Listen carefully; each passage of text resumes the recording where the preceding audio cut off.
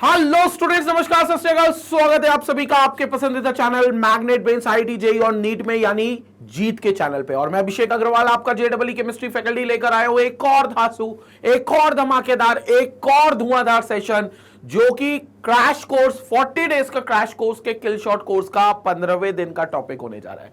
यानी कि डे 15 का नया टॉपिक, ताजा तरीन टॉपिक है एड्सॉर्प्शन एंड कैटालिसिस। बेसिकली ये जो टॉपिक है, ये एक्चुअली टॉपिक इसको कहेंगे क्योंकि ये सरफेस केमिस्ट्री का ही टॉपिक है। चैप्टर का नाम है सरफेस केमिस्ट्री, लेकिन चूंकि थोड़ा सा बड़ा चैप्टर है और सरफेस केमिस्ट्री में तीन चीजें बड़ी इंपॉर्टेंट होती है, एक एड्सॉर्प्शन, एक कैटालिस्ट और एक कोलॉइडल सॉल्यूशन। तो एड्सॉर्प्शन और कैटालिस्ट आज हम इस वीडियो में देख रहे हैं। इसके अगले वीडियो में आपको कैटालिस्ट, इसके अगले वीडियो में आपको कोलॉइडल सॉल्यूशन के बारे में बताएंगे। यानी कि कोलॉइडल सॉल्यूशन क्या है, कोलॉइडल सॉल्यूशन कैसे किस तरीके से बनाया जा सकता है, कैसे उनको फिल्टर किया जा सकता है, कैसे उनके कंपोनेंट्स को सेपरेट किया जा सकता है, ये सारी चीजें हम कोलॉइडल स्टेट के अगले वीडियो में पढ़ेंगे। लेकिन इस वीडियो में हम बात करेंगे एड्सॉर्प्शन एंड कैटालिसिस की, और इसमें बात होगी क्विक कंसेप्ट्स की, समरी की, followed by most important questions and then followed by previous year questions. तो स्टार्ट करते हैं एड्सॉर्प्शन एंड कैटालिसिस के पार्ट को। सबसे पहले ये चीज समझेंगे, कंसेप्ट ऑफ एड्सॉर्प्शन। एड्सॉर्प्शन क्या होता है? कोई भी अगर सब्सटेंस किसी दूसरे सब्सटेंस के सिर्फ सरफेस तक जाकर एब्जॉर्ब हो जाए, सरफेस तक, पूरे बल्क में नहीं, पूरी बॉडी में नहीं, सिर्फ अपर लेयर पे, सिर्फ सरफेस पर जाकर एब्जॉर्ब हो जाए, तो ऐसे फिनोमेना को हम एड्सॉर्प्शन कहते हैं। ऐसे फिनोमेना को हम एड्सॉर्प्शन कहते हैं। जो सब्सटेंस एड्सॉर्ब हो रहा है उसे एड्सॉर्बेट कहते हैं, और जिस पर एड्सॉर्प्शन हो रहा है उसे एड्सॉर्बेंट कहते हैं। जिस पर एड्सॉर्प्शन हो रहा है उसे एड्सॉर्बेट कहेंगे, और जिस पर एड्सॉर्प्शन, जो एड्सॉर्प्शन कर रहा है, जो एड्सॉर्ब कर रहा है, उस सब्सटेंस को हम एड्सॉर्बेंट कहेंगे। मतलब जिसका सरफेस लग रहा है उसे एड्सॉर्बेंट कहेंगे। तो ये एड्सॉर्प्शन और एड्सॉर्बेंट की कहानी। अब इसमें ऐसा होता क्यों कि कोई सब्सटेंस अपने सरफेस तक की चीजों को क्यों एड्सॉर्ब करके रखता है? क्योंकि सरफेस पर जो मॉलिक्यूल्स होते हैं they are under the unbalanced forces. क्योंकि बल्क में जो मॉलिक्यूल्स होते हैं उनके पास सारी तरीके से बैलेंस्ड फोर्स होता है। तो जो सरफेस के मॉलिक्यूल्स होते हैं किसी भी सब्सटेंस के, वो अनबैलेंस्ड फोर्सेस लेते हैं। तो उस फोर्सेस को बैलेंस करने के लिए वो कुछ मॉलिक्यूल्स को अट्रैक्ट करने की टेंडेंसी ज्यादा रखते हैं। यानी कि surface of the substance has a higher tendency to attract the molecules as compare to its bulk part. तो सरफेस पर क्योंकि टेंडेंसी ज्यादा है मॉलिक्यूल को अट्रैक्ट करने की, तो बहुत सारे सब्सटेंसेस उस बल्क, उस फिनोमेना से अपने सरफेस पर मॉलिक्यूल अट्रैक्ट कर लेते हैं और अपने अंदर एड्सॉर्प्शन नाम का एक फिनोमेना डेवलप करते हैं। So this is what we are having as adsorption, the solid substance on the surface on which the solid substance on the surface on which adsorption occurs is called adsorbent, and the molecular species that get absorbed on the solid surface due to intermolecular attractions are called as adsorbate. तो हम उसे adsorbate कहेंगे। Rate of adsorption decreases with time, whereas rate of adsorption remains constant with time. जो rate of adsorption होता है वो time के साथ decrease होता है, जबकि rate of absorption remains constant with time. तो टाइम के साथ एब्जॉर्प्शन का रेट कांस्टेंट होगा। एब्जॉर्प्शन मतलब पूरा बल्क प्लस सरफेस दोनों में एब्जॉर्ब करने का टेंडेंसी, लेकिन सिर्फ सरफेस तक एब्जॉर्ब करने की टेंडेंसी एडसॉर्प्शन होती है। तो एड्सॉर्प्शन और एब्जॉर्प्शन में ये मेन डिफरेंस होता है जो आपको देखने को मिलेगा। Moreover, if the concentration of an adsorbate at the surface of adsorbent is more than in the bulk of the adjoining phases, it is called as positive adsorption. अगर कंसेंट्रेशन एड्सॉर्बेट का adsorbent के surface पर ज्यादा है और bulk में कम है, surface पे ज्यादा और बल्क पे कम है, तो ऐसे एड्सॉर्प्शन को हम पॉजिटिव एड्सॉर्प्शन कहेंगे। But if concentration of an adsorbate at the surface of adsorbent is less in the bulk of the adjoining phases, then it is called as negative adsorption. मतलब अगर surface पर adsorbate कम है adsorbent के और bulk में ज्यादा है, तो फिर इस एड्सॉर्प्शन को हम नेगेटिव एड्सॉर्प्शन कहेंगे। तो सरफेस पर अगर ज्यादा है बल्क में कम है तो पॉजिटिव एड्सॉर्प्शन, सरफेस पे कम है और बल्क में ज्यादा है तो फिर नेगेटिव एड्सॉर्प्शन। ये दो तरीके के एड्सॉर्प्शन होते हैं, लेकिन इससे ज्यादा दो इंपॉर्टेंट जो एड्सॉर्प्शन होते हैं वो फिजिसॉर्प्शन और केमिसॉर्प्शन होते हैं, जिनकी हम चर्चा करेंगे अभी आने वाले वीडियो में। तो फिजिसॉर्प्शन और केमिसॉर्प्शन पर हम डिटेल में आगे भी बात करेंगे, लेकिन फिलहाल the removal of the adsorb substance from a surface is called as desorption. अगर आप एड्सॉर्प्शन को ऑपोजिट कर रहे हो तो that is called as desorption. Opposite का मतलब क्या है? सरफेस पर मॉलिक्यूल्स का आ जाना, एड्सॉर्बेट का एड्सॉर्बेंट पर एड्सॉर्ब हो जाना इज एड्सॉर्प्शन। लेकिन अगर मॉलिक्यूल चले गए आपने एड्सॉर्प्शन हटा दिया, आपने सरफेस पर जो मॉलिक्यूल मौजूद था एड्सॉर्बेट का उसे निकाल दिया, तो आप कर रहे हो desorption. That is called as desorption. Sorption is a process in which adsorption and absorption takes place simultaneously and it is difficult to determine the relative extent of adsorption and absorption. Sorption में दोनों चीजें होती हैं, absorption भी होता है और adsorption भी होता है. तो basically adsorption plus absorption is equal to sorption. is equal to sorption. तो आप इसे sorption कहोगे, ठीक है. और इसमें आप डिटरमाइन नहीं कर सकते. It is difficult to determine कि रेट ऑफ एब्जॉर्प्शन क्या और रेट ऑफ एब्जॉर्प्शन क्या है. तो रेट आप नहीं बता सकते, एक्सटेंट नहीं बता सकते विद रिस्पेक्ट टू टाइम, मतलब आप मोटा मोटा रेट नहीं बता सकते. Example, dyes get absorbed as well as absorbed on the cotton fibres. जो डाइज होती है वो एब्जॉर्ब भी होती है और एब्जॉर्ब भी होती है कॉटन फाइबर्स के ऊपर. Got this thing. एब्जॉर्प्शन मतलब सरफेस तक रुकना, D for Delhi. Adsorption, D for Delhi. Absorption, B for Bhopal. Absorption वाला पूरा सरफेस पे भी रहेगा और बल्क में भी रहेगा. सॉर्प्शन उसे कहेंगे जिसमें दोनों हो रहा हो, सरफेस पर भी जा रहे हो और बल्क में भी जा रहे हो. तो वहां पर आप डिफिकल्ट होगा यह पता लगाना कि कितना एड्सॉर्प्शन हुआ एक्सटेंड और कितना एब्जॉर्प्शन हुआ, लेकिन उसे हम सॉर्प्शन कहेंगे. और एड्सॉर्प्शन को रिवर्स कर देना, अंडू कर देना, मतलब जो एड्सॉर्ब सब्सटेंस हुआ है उसको निकाल देना, उसको सरफेस से हटा देना, इज कॉल्ड एज डिसॉर्प्शन. इसको डिसॉर्प्शन कहेंगे. मोर कंपैरिजन बिटवीन फिजिसॉर्प्शन एंड केमिसॉर्प्शन. अब दो तरीके के एड्सॉर्प्शन होते हैं, एक होता है फिजिसॉर्प्शन, एक होता है केमिसॉर्प्शन. बेसिकली डिफरेंस क्या है? अगर सिर्फ एड्सॉर्बेट और एड्सॉर्बेंट के बीच में फिजिकल वॉन्डरवॉल फोर्सेस हैं, तो फिजिकल वॉन्डरवॉल फोर्सेस हैं जो कि वीक फोर्सेस होती हैं, अगर सिर्फ फिजिकल वॉन्डरवॉल फोर्सेस है तो उसे हम फिजिसॉर्प्शन कहेंगे. लेकिन अगर एड्सॉर्बेट और एड्सॉर्बेंट केमिकल बॉन्ड्स बना रहे हैं, मतलब एड्सॉर्बेट का जो मॉलिक्यूल है वो एड्सॉर्बेंट के सरफेस पर उसके मॉलिक्यूल के साथ कोई केमिकल रिएक्शन कर रहा है, केमिकल बॉन्डिंग बना रहा है, तो फिर यह एड्सॉर्प्शन हो जाएगा केमिसॉर्प्शन. फिर यह एड्सॉर्प्शन हो जाएगा कौन सा? केमिसॉर्प्शन. तो आपके पास दो एड्सॉर्प्शन हो गए, एक फिजिसॉर्प्शन, फिजिकल एड्सॉर्प्शन भी बोलते हो, और एक केमिसॉर्प्शन, केमिकल एड्सॉर्प्शन भी बोलते हो. दोनों में डिफरेंस क्या है? Weak van der Waals forces are present physisorption में, केमिसॉर्प्शन में strong chemical bonds are present. तो केमिसॉर्प्शन में स्ट्रॉन्ग केमिकल बॉन्ड्स होते हैं. Physisorption it decreases with increase in temperature. अगर आप टेम्परेचर बढ़ाओगे तो ये घटेगा. क्यों? क्योंकि weak van der Waals force of attraction टूटेंगे, और weak van der Waals force of attraction टूटेंगे तो जो एड्सॉर्बेट मॉलिक्यूल पर चिपका हुआ था, एड्सॉर्बेंट के मॉलिक्यूल से चिपका हुआ था, टेम्परेचर मिलते ही वो अट्रैक्शन खत्म कर लेगा, वो निकल जाएगा, तो फिजिसॉर्प्शन डिक्रीज होगा. जबकि chemisorption it first increases with increase in temperature and then decreases. Chemisorption is all about breaking old bonds and forming new bonds.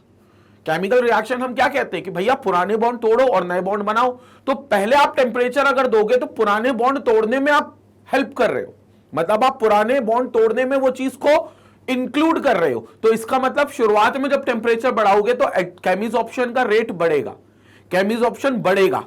लेकिन अगर आप बाद में टेम्परेचर बढ़ाओगे तो घटेगा. क्यों? क्योंकि बाद में नए बॉन्ड्स बनेंगे, नए केमिकल बॉन्ड्स बनेंगे एड्सॉर्बेट और एड्सॉर्बेंट के बीच में. तो नए केमिकल बॉन्ड्स बनने में यह होगा कि आपको एनर्जी रिलीज होगी वहां से, मतलब आपको एनर्जी मिलेगी वहां से. और इसके बाद भी अगर आपने टेम्परेचर बढ़ाया तो मतलब आप उसका रिवर्स काम कर रहे हो. तो फिर आप केमिसॉर्प्शन को फेवर नहीं कर रहे हो, अनफेवर कर रहे हो. तो शुरुआत में जब टेम्परेचर बढ़ा रहे हो तब फेवर कर रहे हो क्योंकि तब पुराने बॉन्ड तोड़ने पड़ रहे हैं. लेकिन बाद में जब आप एनर्जी बढ़ा रहे हो, टेम्परेचर बढ़ा रहे हो, तब आप अनफेवर कर रहे हो क्योंकि तब आपको एनर्जी मिलेगी क्योंकि नए बॉन्ड्स बन रहे हैं. तो इसलिए केमिसॉर्प्शन के बारे में कहा जाता है it first increases with increase in temperature then decreases with increase in temperature. Next is heat of adsorption 20 to 40 kilo joule per mole होगी. बहुत कम हीट निकलेगी क्योंकि weak van der Waals force of attraction है. जबकि इसमें देखो 40 से 400 किलो जूल पर मोल निकलेगी, ज्यादा निकलेगी क्योंकि स्ट्रॉन्ग फोर्सेस ऑफ अट्रैक्शन है. इट इज रिवर्सिबल प्रोसेस, ये रिवर्सिबल है. एक बार हो गया फिर अंडू हो जाएगा, फिर हो जाएगा, फिर अंडू हो जाएगा, चलेगा. It is an irreversible process. एक बार हुआ तो वापस रिवर्स नहीं हो सकता. क्लियर हो गया? जैसे बेसिकली मैं इसमें एग्जाम्पल समझता हूं रस्टिंग को. Rusting can be consider as a this particular part chemisorption, क्योंकि ऑक्सीजन का मॉलिक्यूल आयरन के सरफेस पर जाकर बैठकर रस्ट बना लेता है, सरफेस पर बैठकर रस्ट बना लेता है, तो दैट इज केमिसॉर्प्शन. लेकिन एक बार लोहे में रस्टिंग हो गई तो वो वापस से प्योर लोहा नहीं दे सकती, मतलब वापस से रस्टिंग को हम अंडू नहीं कर सकते. वो हो गया तो हो गया. It's an irreversible process. Next, it is an instantaneous process, it may be rapid और स्लो। ये स्लो भी हो सकता है, रैपिड भी हो सकता है, बट ये इंस्टेंटेनियस होगा। Delta S is always negative, entropy change is always negative, delta S is positive for endothermic processes. इसमें एंट्रोपी चेंज होगा वो पॉजिटिव होगा एंडोथर्मिक प्रोसेस के लिए। In this multi layer adsorption occurs and does adsorb layer is several molecular thick. इसमें multi layer adsorption हो सकता है, इसमें नहीं हो सकता। इसमें सिर्फ सिंगल लेयर होगी क्योंकि इसमें केमिकल बॉन्ड है, जबकि फिजिकल बॉन्ड्स में मल्टी लेयर बन सकती है। एक लेयर आ गई एड्सॉर्बेट की, एड्सॉर्बेंट पे चिपक गई। दूसरी लेयर आ गई एड्सॉर्बेट की, वो एड्सॉर्बेट के मॉलिक्यूल के ऊपर चिपक गई, क्योंकि फिजिकल फोर्सेस है ना, तो वो एड्सॉर्बेट और एड्सॉर्बेंट में भी रहेंगे और एड्सॉर्बेट और एड्सॉर्बेट में भी रहेंगे।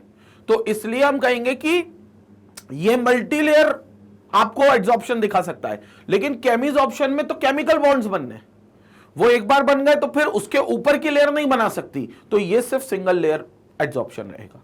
ये चीज होती है फिजिसॉर्प्शन और केमिसॉर्प्शन का डिफरेंस। आगे चलते हैं, अब देखते हैं adsorption depends on the following factors. Adsorption किन किन फैक्टर पे डिपेंड करता है? पहला होता है नेचर ऑफ एड्सॉर्बेंट, कि भैया एड्सॉर्बेंट का नेचर कैसा है, किस तरीके के एड्सॉर्बेंट का हमने इस्तेमाल किया है। So a gas is adsorbed in different amounts of different adsorbents. Hydrogen is strongly adsorbed on nickel surface while it is weakly adsorbed on alumina surface under identical conditions. तो यहां पर अब एड्सॉर्बेंट का नेचर पे depend करेगा, मतलब adsorbent किस nature का है, वो कौन सी गैस को कौन सा एड्सॉर्बेंट एड्सॉर्ब कर सकता है, उस पर डिपेंड करेगा। जैसे हाइड्रोजन जो होता है वो निकल, पैलेडियम, प्लैटिनम पर एड्सॉर्ब होता है, लेकिन एल्यूमिनिया उसको एड्सॉर्ब नहीं करता। तो एल्यूमिना उसको एड्सॉर्ब नहीं करता, तो वहां पर नेचर ऑफ एड्सॉर्बेंट जो होगा उस पर डिपेंड करेगा। साथ ही जो एड्सॉर्ब हो रहा है उसके नेचर पर भी डिपेंड करेगा, जो गैसेस एड्सॉर्ब हो रही हैं उनके नेचर पे भी डिपेंड करेगा। Generally the more liquefiable gases the more readily it will be absorb. जो गैसेस इजीली लिक्विफाइड हो सकती हैं, जो लिक्विफिकेशन बहुत इजीली कर सकती हैं, वो अच्छे से एड्सॉर्ब होंगी, उनका एड्सॉर्प्शन रेट ज्यादा होगा, एक्सटेंट ज्यादा होगा। So easily liquefiable gases such as ammonia, HCl, Cl2, SO2 etcetera are more readily adsorb than permanent gases such as O2, H2, N2 etcetera. तो जो लिक्विफाइबल गैसेस होती हैं वो बहुत अच्छे से एड्सॉर्ब हो सकती हैं as compare to permanent gases. Third factor जिस पर वो डिपेंड करता है वो है स्पेसिफिक एरिया ऑफ एड्सॉर्बेंट। जो जितना ज्यादा एरिया रहेगा सरफेस एरिया, उतना ज्यादा एड्सॉर्प्शन का रेट होगा। क्यों? क्योंकि सरफेस के मॉलिक्यूल्स ही एड्सॉर्ब करते हैं, और अगर एड्सॉर्प्शन का एरिया ज्यादा होगा, सरफेस एरिया ज्यादा होगा एड्सॉर्बेंट का, तो एड्सॉर्प्शन के मॉलिक्यूल्स की संख्या बढ़ जाएगी, जिससे more molecules will adsorb the adsorbate. तो it is the surface area of adsorbent available for adsorption per gram of the adsorbate. Greater the surface area of the solid, larger would be its adsorbing capacity. जितना ज्यादा surface area होगा उतनी एड्सॉर्बिंग capacity ज्यादा होगी। Next is temperature. Temperature पर dependency होती है, लेकिन टेम्परेचर पे low temperature favours the physisorption, high temperature initially favours the chemisorption, but further increasing the temperature the chemisorption will get unfavoured. तो physisorption को low temperature favour करता है, high temperature chemisorption favoured होता है, लेकिन एक certain limit तक। Chemisorption में अगर और ज्यादा टेम्परेचर बढ़ाओगे तो वो अनफेवर कर देगा, क्योंकि केमिकल बॉन्ड्स में, केमिस ऑप्शन में पहले पुराने केमिकल बॉन्ड्स टूटते हैं और बाद में नए केमिकल बॉन्ड्स बनते हैं। So low temperature value favours physisorption, but at high temperature it decreases. In chemisorption extent of adsorption first increases and then decreases. ये बात हम ऑलरेडी कर चुके हैं। नाउ कितना एड्सॉर्प्शन होगा, what is the extent of adsorption, इसको पहली बार फ्रेंडलिक ने समझाया था एक आइसोथर्म के दम पे। उन्होंने ये कहा था कि मैं एक आइसोथर्म बना रहा हूं, आइसो मतलब कांस्टेंट, थर्म मतलब टेम्परेचर। कांस्टेंट टेम्परेचर पर हमने ये देखा कि कितना एड्सॉर्प्शन का एक्सटेंट हो सकता है किसी भी एड्सॉर्बेंट के सरफेस पर, कितना एड्सॉर्प्शन का एक्सटेंट हो सकता है। And according to Freundlich scientist थे जिन्होंने डिक्लेयर किया था, the extent of adsorption is measured as x/m। What is x/m? X is the amount of adsorbate absorbed on the unit mass of adsorbate। तो जैसे हम बोलते हैं कि m मास है एड्सॉर्प्शन का, एड्सॉर्बेंट का, हम बोलते हैं कि मान लो m मास है एड्सॉर्बेंट का, जिसमें x is the extent of adsorption, x is the extent of adsorption of adsorbate,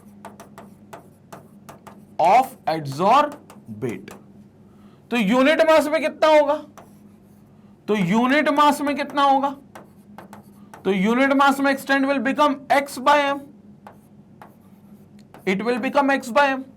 So this will be called as extent of adsorption. This will be called as extent of adsorption. तो इसको हम कहेंगे extent of adsorption.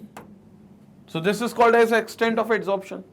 तो x by m जो होगा उसको हम extent of adsorption कहेंगे. This is called as extent of adsorption. तो x by m is the extent of adsorption where m is the mass of adsorbate and x is the mass of adsorbate. At low pressure x by m varies linearly with p. तो low pressure पर हम कहेंगे x by m linearly proportional है p के. तो overall equation friendly की होती है x by m equal to k times of p raise to the power 1 by n. लेकिन कहते हैं कि x by m initially p के 1 by n के डायरेक्टली प्रोपोर्शनल होता है. जहां n जो होता है वो बेसिकली वेरी करता है, n अपनी वैल्यू को वेरी करेगा और वेरी करेगा इनफाइनाइट से 0 की ओर. लेकिन x by m p will be x by m बल्कि कहना चाहिए extent of adsorption is x by m. तो x by m is directly proportional to p for a particular temperature. ये according to Freundlich adsorption isotherm है.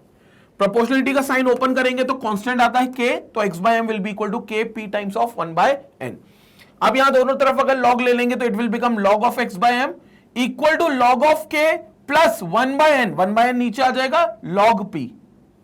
तो we can say at low pressure जब pressure बहुत कम होगा तो x by m will be equal to kp and at high pressure x by m equal to kp naught. मतलब x by m will be equal to a constant that is k.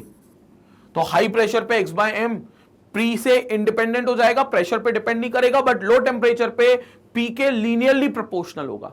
जितना pressure बढ़ाओगे उतना x by m की value बढ़ेगी, जितना pressure बढ़ाओगे उतनी x by m की value बढ़ती जाएगी. तो ये चीज होगी एक्सटेंट ऑफ एड्सॉर्प्शन को लेकर. तो ये कर्व जो है वो एग्जैक्टली आपको बताता है जो कि x by m extent of adsorption versus p के बीच में प्लॉट किया गया जो कि फ्रेंडलिक एड्सॉर्प्शन आइसोथर्मी है. तो आप स्टार्टिंग में देखोगे यहां तक, तो यहां तक आप देखोगे इट इज लीनियरली प्रोपोर्शनल. तो यहां हम कहेंगे x by m जो है वो p के डायरेक्टली प्रोपोर्शनल है. तो it is equal to kp, यानी कि 1 by n जो हो गया वो 1 हो गया. यहां पर 1 by n 1 हो गया. फिर यहां से यहां अगर देखोगे, यहां से अगर यहां देखोगे तो इसमें x by m जो होगा वो k p raise to the power 1 by n हो गया. जहां 1 by n जो होगा वो आपका 1 से 0 के बीच में वेरी करेगा. 1 से 0 के बीच में 1 by n 1 से 0 के बीच में वेरी करेगा. और फिर यहां पर वो इंडिपेंडेंट हो गया. तो यहां हो गया x by m, यहां हो गया x by m equals to kp to the power 0, यानी कि यहां पर हो गया 1 by n equal to 0, exactly 0. तो x by m सिर्फ k के बराबर हो जाएगा क्योंकि p की पावर 0 मतलब 1. तो x by m k के बराबर हो जाएगा. ये सीधा स्ट्रेट लाइन आएगी. तो ये हम कहेंगे कि वहां पर आपका प्रेशर के ऊपर अब इंडिपेंडेंट हो गया, मतलब प्रेशर के ऊपर एक्सटेंट ऑफ एड्सॉर्प्शन डिपेंड नहीं करता है. तो आखिरी वो एड्सॉर्प्शन जहां पर वो प्रेशर पे डिपेंड कर रहा था, that pressure is called as saturation pressure PS. जिसके बाद उसने प्रेशर कांस्टेंट कुछ भी रख लो, आप कितना भी चेंज कर लो, उसके बाद एक्सटेंट ऑफ एड्सॉर्प्शन नहीं बदलेगा. तो लास्ट टाइम जो प्रेशर जिस पर बदला था that is called as saturation pressure PS. इसको कहेंगे saturation pressure PS. So this is called as Freundlich adsorption isotherm at constant temperature. तो इसको हम कहेंगे at constant temperature because this is isotherm. Constant temperature का कर्व है तो इसको हम isotherm वर्ड का यूज करेंगे. So this is what we are getting as isotherm. Clear हो गया. तो Freundlich adsorption isotherm fails eight high pressure and is only for physical adsorption. High pressure पर ये फेल हो जाता है क्योंकि ये इंडिपेंडेंट सी दिखाने लगता है एक्सटेंट ऑफ एड्सॉर्प्शन की. दूसरी बात, it is only for physical adsorption, chemical adsorption की बात नहीं करता है. अब इसी को करेक्ट करने के लिए, इसी करेक्शन को रेक्टिफाई करने के लिए एक और साइंटिस्ट आए जिन्होंने अपना एक एड्सॉर्प्शन आइसोथर्म दिया जिसको कहते हैं लैंगमुइर एड्सॉर्प्शन आइसोथर्म. तो लैंगमुइर वाज अनदर साइंटिस्ट जिन्होंने फ्रेंडलिक में करेक्शन किया और एक और अपना नया आइसोथर्म का कर्व दे दिया. उन्हें कहा x by m is equal to AP upon 1 plus BP. P is the pressure and A, B are constants. A and B are constants. अगर बहुत हाई प्रेशर है तो हम कहेंगे 1 plus BP is approximately, बहुत हाई प्रेशर है तो BP 1 से बहुत ज्यादा बड़ा है तो AP 1 plus BP को हम BP मान लेंगे. जैसे x by m है आपका, वो है AP अपॉन 1 प्लस BP जहां P is pressure and A, B are constants. अब हम ये कह देते हैं कि at very high pressure, at very high pressure x by M is equal to AP upon BP, क्योंकि प्रेशर बहुत ज्यादा है तो 1 प्लस BP जो होगा वो BP के बराबर होगा। तो यहां से क्या करेंगे, P और P को कैंसिल कर देंगे तो x बाय एम जो आएगा वो कांस्टेंट आ जाएगा, that is A by B।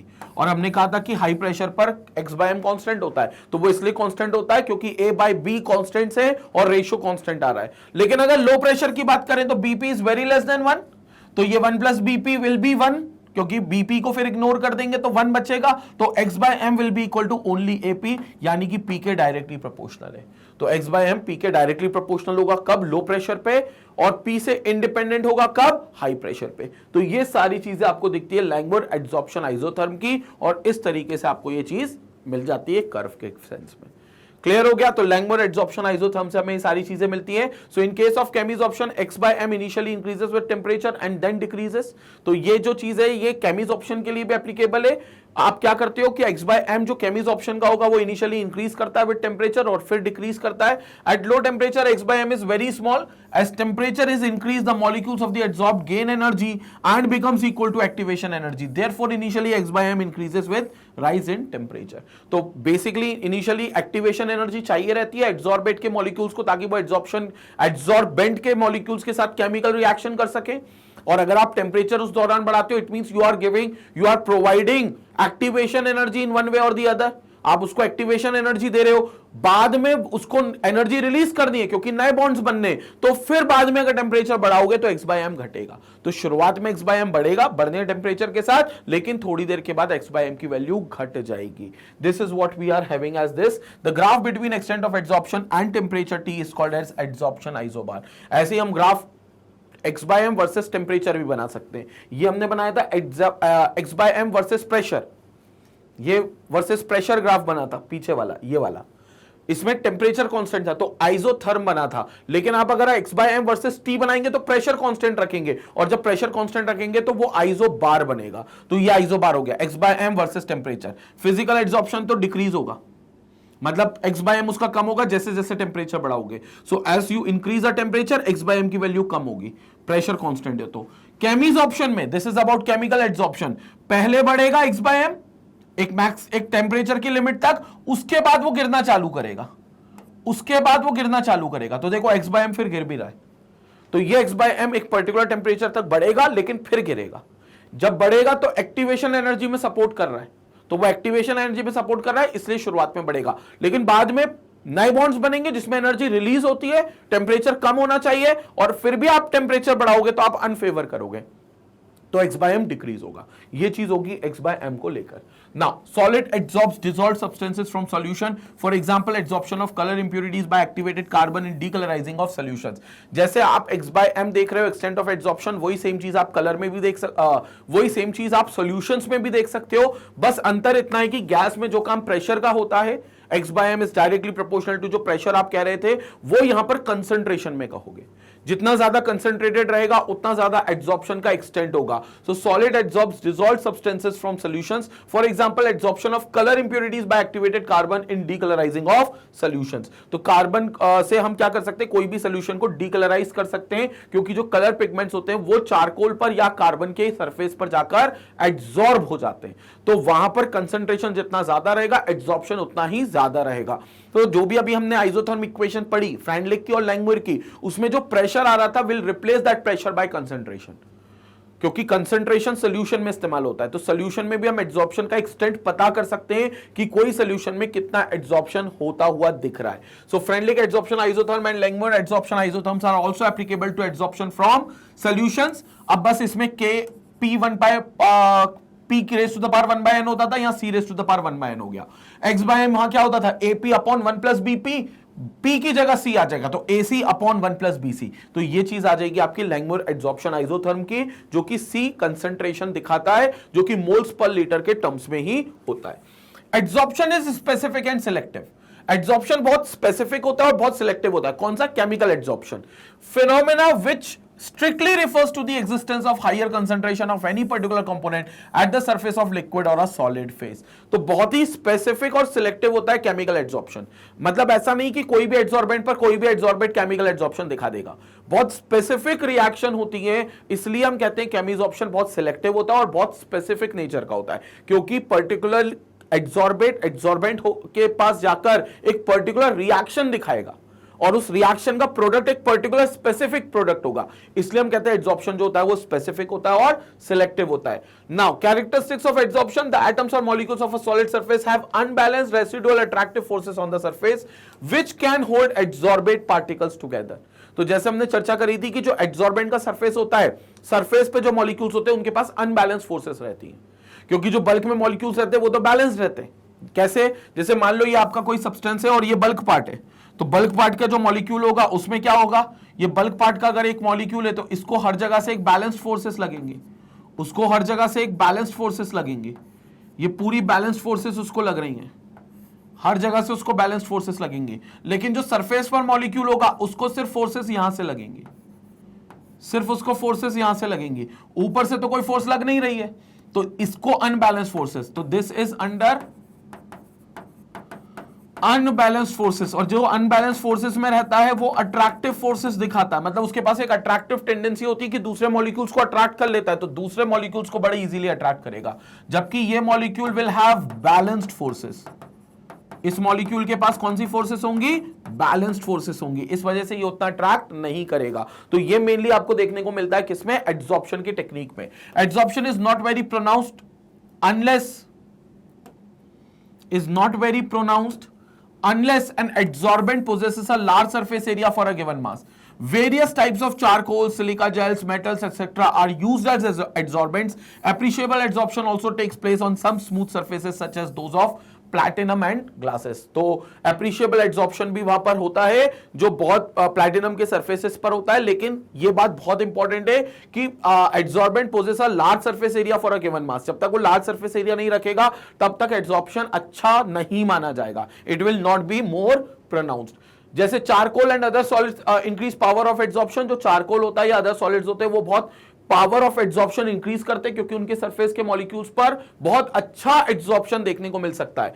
On heating at low pressure with various gases or in air in vacuum or in air or vacuum at temperature varying from 350 to 1000 degrees Celsius, such treated charcoal is called as activated charcoal and the process is called as activation। ऐसे charcoal को जो बहुत actively किसी भी as an adsorbent act कर सकता है और किसी भी एड्सॉर्बेंट को अपने ऊपर एड्सॉर्ब कर सकता है, उस चारकोल को एक्टिवेटेड चारकोल कहेंगे।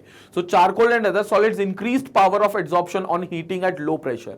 तो ये चारकोल की पावर और ज्यादा बढ़ जाएगी एड्सॉर्ब करने की जब आप इसको लो प्रेशर पे हीट करोगे विथ वेरियस गैसेस और इन एयर और vacuum at temperature varying 350 to 1000 degree Celsius.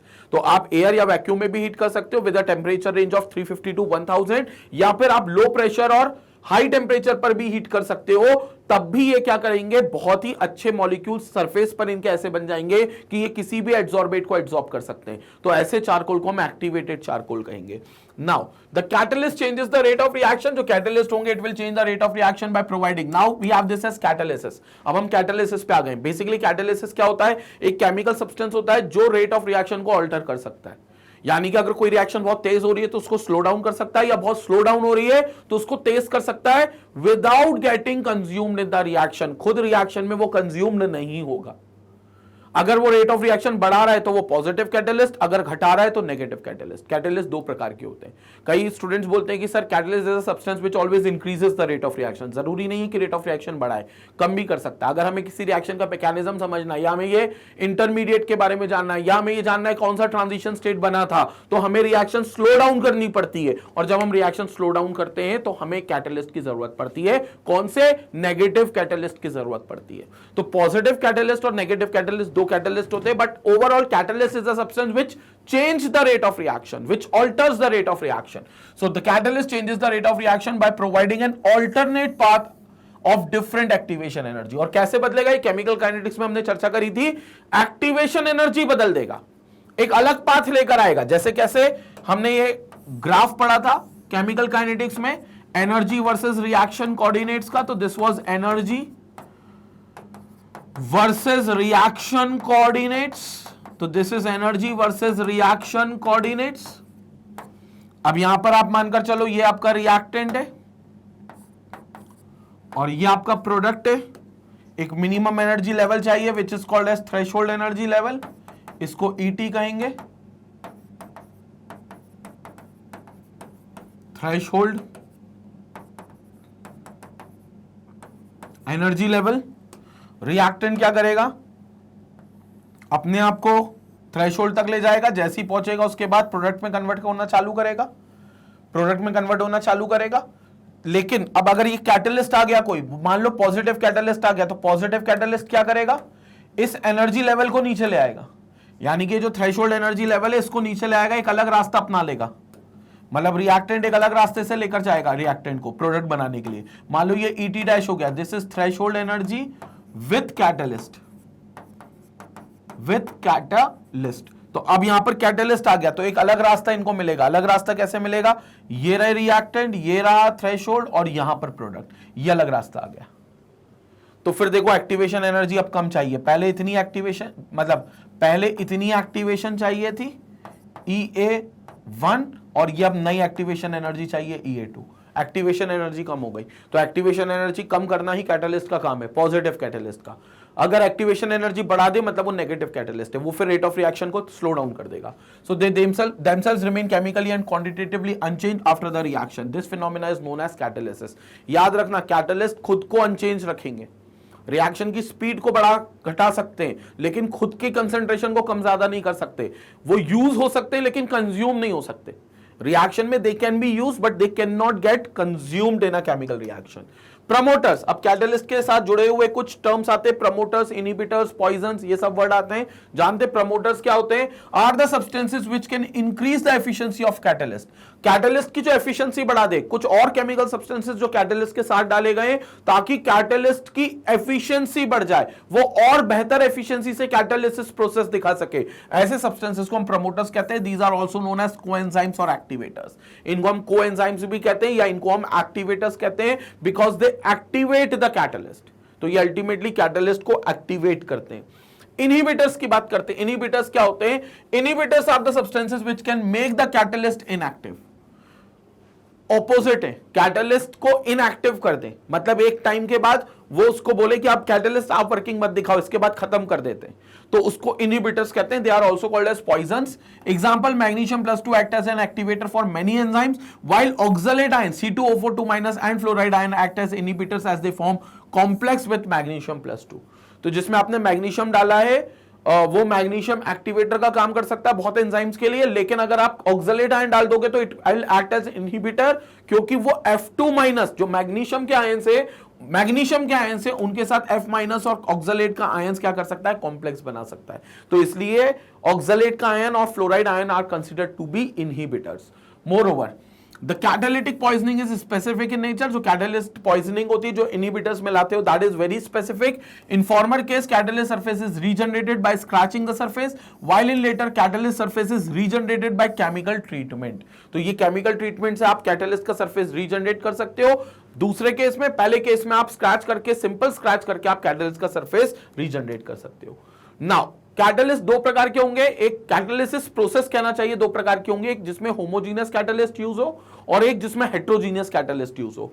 तो होमोजीनियस कैटलिस्ट जिसमें यूज होगा उसमें होमोजीनियस कैटालिसिस बोला जाएगा, जिसमें हेट्रोजीनियस कैटलिस्ट यूज होगा उसमें हेट्रोजीनियस कैटालिसिस बोला जाएगा। क्या अंतर है होमोजीनियस और हेट्रोजीनियस में? कैटलिस्ट की जो फिजिकल स्टेट है, रिएक्टेंट की भी अगर वही फिजिकल स्टेट है, मतलब when the physical states of reactants and catalyst remains the same, एक ही फिजिकल स्टेट है, तो ऐसी कैटलिस्ट को हम होमोजीनियस कैटलिस्ट कहते हैं और उसके द्वारा दिखाई जाने वाली प्रोसेस को होमोजीनियस कैटालिसिस कहते हैं। लेकिन अगर रिएक्टेंट की फिजिकल स्टेट और कैटलिस्ट की फिजिकल स्टेट अलग अलग है तो हेट्रोजीनियस कैटलिस्ट बोला जाएगा और उसके द्वारा दिखाई जाने वाली प्रोसेस को हेट्रोजीनियस कैटालिसिस कहा जाएगा। ये दो बेसिकली अंतर है। So reactants and catalysts should be in the same phase. जैसे SO2 + O2 की रिएक्शन है जिसमें कैटलिस्ट NO यूज किया गया, nitric oxide. Sulphur dioxide gas है, ऑक्सीजन गैस है, नाइट्रिक ऑक्साइड गैस है, होमोजीनियस कैटालिसिस। हेट्रोजीनियस में फिजिकल स्टेट अलग अलग होगी। Heterogeneous catalysis, reactants and catalysis are in different phase, they are in different phase. N2 gas है, H2 gas है, दोनों गैस है, लेकिन आयरन सॉलिड है, इसमें आयरन यूज करते हैं along with molybdenum. Molybdenum activator होता है इसमें मोलिब्डेनम भी यूज करते हैं, हेबर्स प्रोसेस है बेसिकली ये। लेकिन इसमें जो कैटलिस्ट यूज किया गया वो सॉलिड स्टेट का था, जबकि रिएक्टेंट्स दोनों गैसियस स्टेट के। यही अंतर है बेसिकली, एक सॉलिड हो गया, बाकी रिएक्टेंट्स गैसेस हो गए, तो ये अंतर है आपका, इसलिए ये हेट्रोजीनियस कैटालिसिस हो गया। तो this is what we are having as heterogeneous catalysis. Now activity and selectivity of solid catalyst. Activity of catalyst depends upon the strength of chemisorption to a large extent. कोई भी catalyst की जो activity है, it depends upon the strength of chemisorption to a large extent. कितना वो active है, कितनी activity वो दिखा सकता है, वो सब डिपेंड करती है उसकी स्ट्रेंथ ऑफ केमिसॉर्प्शन पे, जो कि कितना अच्छा केमिसॉर्प्शन वो दिखा सकता है। Selectivity of a catalyst is its ability to direct a reaction to yield a particular product. Catalyst selective भी होते हैं। कैटलिस्ट सिलेक्टिव इसलिए होते हैं क्योंकि हर एक कैटलिस्ट एक पर्टिकुलर प्रोडक्ट की तरफ ही लेकर जाएगा रिएक्टेंट को। अगर आपने उसी रिएक्शन में कैटलिस्ट बदल दिया तो फिर प्रोडक्ट भी बदल जाएगा। तो कैटलिस्ट क्योंकि रास्ता बदल देते हैं, और रास्ता बदल देते तो अलग अलग कैटलिस्ट अलग अलग रास्ते देंगे, तो एक पर्टिकुलर कैटलिस्ट किसी रिएक्शन में एक स्पेसिफिक प्रोडक्ट बनाएगा, इसलिए it is selective in nature. हम किसी भी रिएक्शन में कोई सा भी कैटलिस्ट यूज नहीं कर सकते। हमें पता होना चाहिए कि यार हमें इस रिएक्शन से ये प्रोडक्ट बनाना है, तो उस प्रोडक्ट को बनाने के लिए अप्रोप्रिएट कैटलिस्ट कौन सा है, वो कैटलिस्ट की सिलेक्टिविटी डिसाइड करेगी। So that is called as it selectivity. जैसे एग्जांपल देखो, तुम्हें कोबाल्ट प्लस हाइड्रोजन को, sorry carbon monoxide plus hydrogen को ऐड करना है। This is carbon monoxide, gas है, हाइड्रोजन ऐड करना है, मीथेन और H2O बनेगा। लेकिन निकल कैटलिस्ट यूज करोगे तो मीथेन प्लस H2O बनेगा। अगर कॉपर यूज कर लिया उसी के साथ तो फिर मीथेन नहीं बनेगा, फिर आपका मीथेनॉल बन जाएगा, कॉपर यूज कर लिया तो। और copper zinc oxide Cr2O3 use कर लिया, इसको बेसिकली हम जिग्लर-नाटा कैटलिस्ट के फॉर्म में पढ़ेंगे आगे। लेकिन carbon monoxide plus hydrogen use कर लिया तो फिर यह मीथेनॉल बन जाएगा। This is called as methanol, तो यह मीथेनॉल बन जाएगा। तो इसलिए catalyst should be selected very wisely कि कौन सा हमें कैटलिस्ट कहां पर कौन सा प्रोडक्ट देगा। हम कोई सा भी कैटलिस्ट इस्तेमाल नहीं कर सकते। मोरओवर enzymes are biochemical catalyst. Enzymes are catalysis and its mechanism देख रहे हैं। एंजाइम्स जो वो होते हैं जो बायोकेमिकल कैटालिसिस होते हैं, यानी कि जो बायोकेमिकल रिएक्शन, जैसे हम खाना खाते हैं तो हमारे डाइजेशन में, हमारी डाइजेशन भी एक बायोकेमिकल रिएक्शन है, तो उसका रेट बढ़ाना मतलब हमारा खाना जल्दी डाइजेस्ट हो जाए या कम करना भी एक कैटलिस्ट का काम होता है, जिसको हम बायोकेमिकल कैटलिस्ट यानी कि एंजाइम कहते हैं। Now and its mechanism, they are proteins and extremely specific in nature. हमारी बॉडी में जो प्रोटीन्स है they are called as enzyme which acts as a biochemical catalyst in our body. तो हमारी बॉडी में अगर प्रोटीन की कमी है तो हमारा खाना बहुत अच्छे से डाइजेस्ट नहीं होगा या बहुत जल्दी डाइजेस्ट नहीं होगा, क्योंकि प्रोटीन जो होता है वो कैटलिस्ट होता है, बायोकेमिकल कैटलिस्ट होता है हमारी बॉडी का, जिसको हम एंजाइम कहते हैं। फॉर एग्जांपल जैसे यूरिया है, H2O के साथ रिएक्ट करके अमोनिया और कार्बन डाइऑक्साइड देगा, बट ये एंजाइम के प्रेजेंस में देगा जो कि यूरिएज होगा। Mechanism for all enzyme catalyst reactions are lock and key mechanism. इसका जो मैकेनिज्म बेसिकली देखने को मिलता है वो दिखता है ताला चाबी मैकेनिज्म।